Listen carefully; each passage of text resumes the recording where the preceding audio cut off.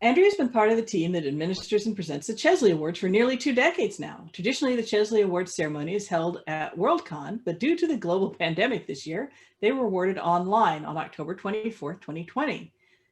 We will have a link to the virtual ceremony at the end of this segment. So the first question we've got on here is, what is ASFA?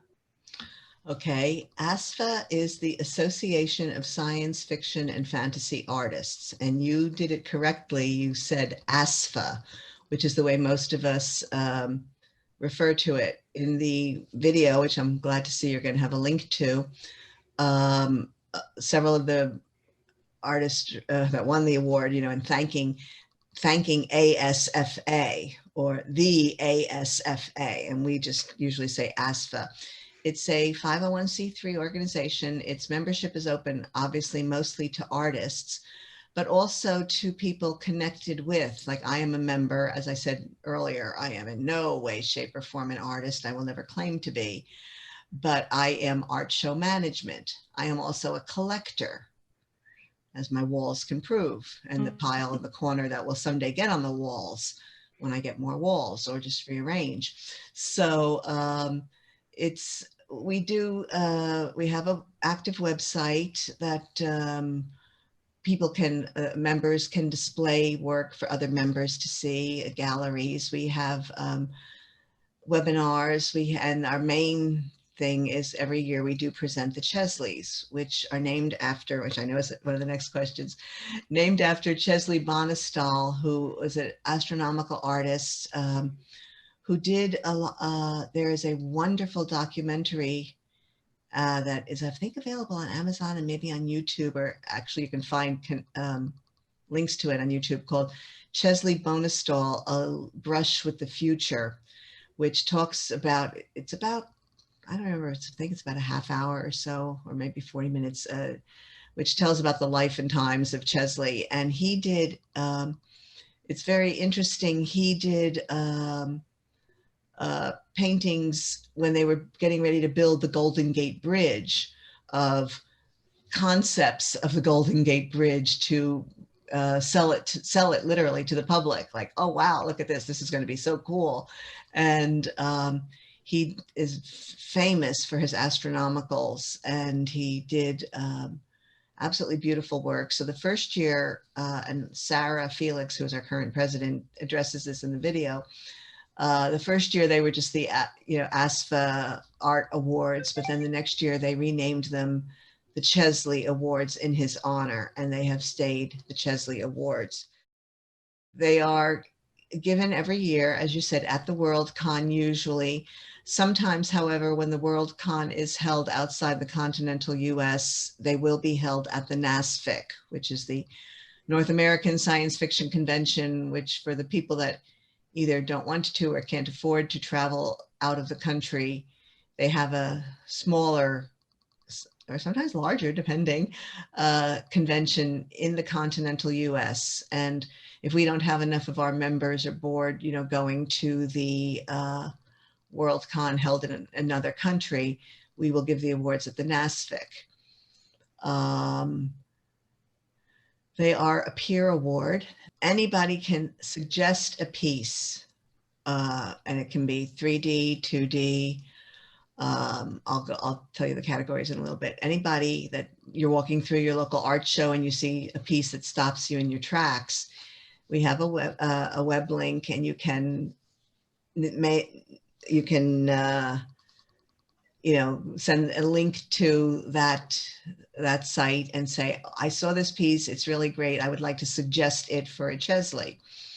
And then the Chesley committee, very hardworking committee, especially the people that do it at this point, go through the suggestion lists, and also obviously things that they've seen during the year, and cull the list, and put the list, and they put it out to the members. So anybody can suggest a piece, but then the suggestion list goes out to the membership, who then are the ones who do the actual nominations. They look at the suggestion list or add their own, like, gee, this isn't on the list and I think it should be. I'm nominating, the member can say, I'm nominating this piece. And then the nomination, the top 5 or 6 get to the final ballot, and then the membership votes, and the person, piece of art that gets the most votes wins a Chesley.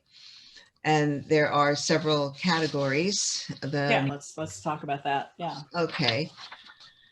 There are best cover illustration hardback book, best cover illustration for paperback or ebook, best cover illustration magazine, best interior illustration, best gaming related illustration, best product illustration. And product is, you, Dawn, have done a beautiful poster to advertise this season of the Oregon Concert Society's concert series. That's product.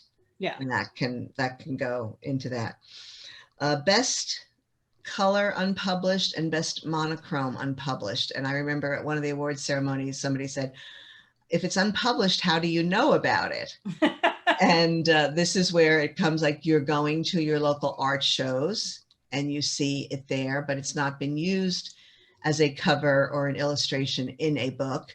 Or nowadays, artists have their own websites. You go onto their website and you see their Instagram Instagram, and it's like, oh, I just finished this piece. Look at it, Yeah. And you say, wow. And you can suggest, or if you remember, nominate that piece for a Chesley. Color and monochrome unpublished.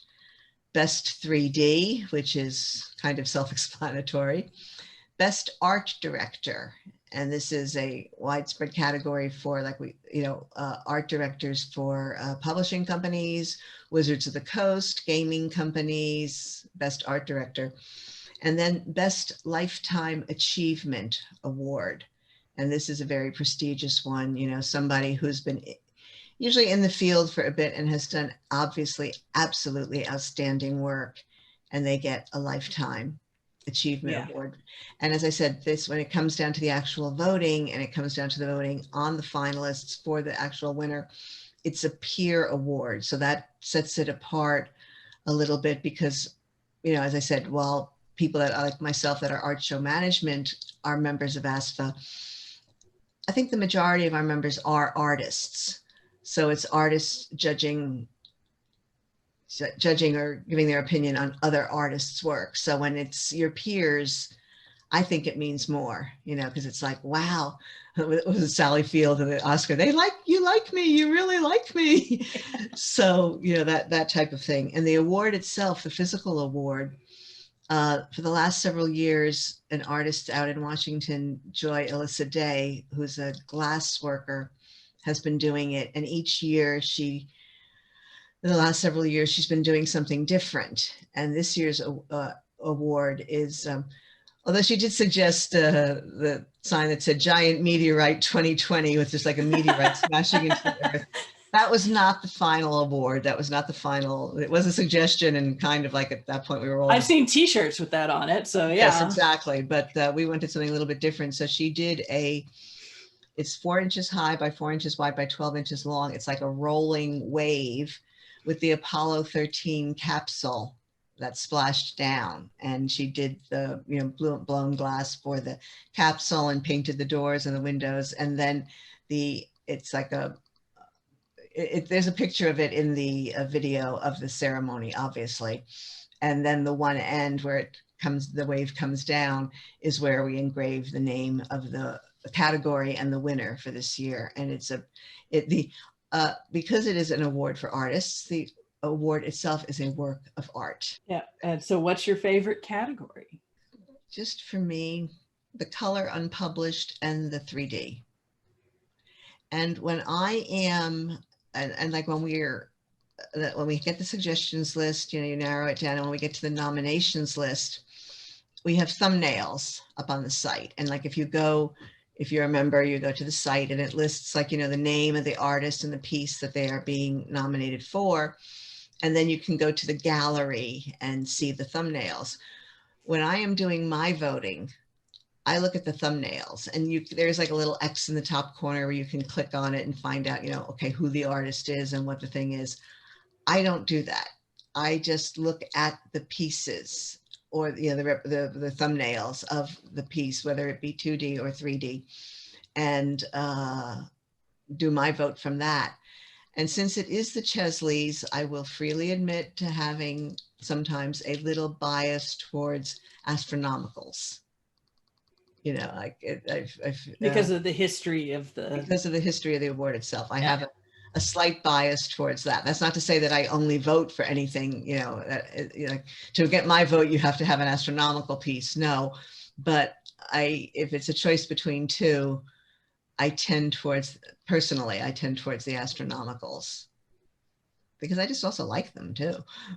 But it's like, these are the Chesleys. We should have, you know, some space vistas in here, type of thing like that. So but ASFA is a great organization, and we're not the biggest art organization out there, but we are dedicated, and we do our best to, like, you know, draw people in and to give artists a place to discuss with other artists, you know, questions. And we're trying to get more like things up online, like how to, you know, techniques from established artists for, you know, more amateur artists that are just coming into the field, and how a good way to do, I have found a good way to do this is da da da. And as I said, we also have a gallery where artists, if you're a member, you can display your art for nothing, and online gallery, and then you can show your art to people. So it's a sharing community. It's a sharing and encouraging community of artists. Yeah, it's really good. I really appreciate you joining us today, and putting up with all the questions and taking your time out of your busy schedule to talk to us today. Well, thank you for having me, and I hope to see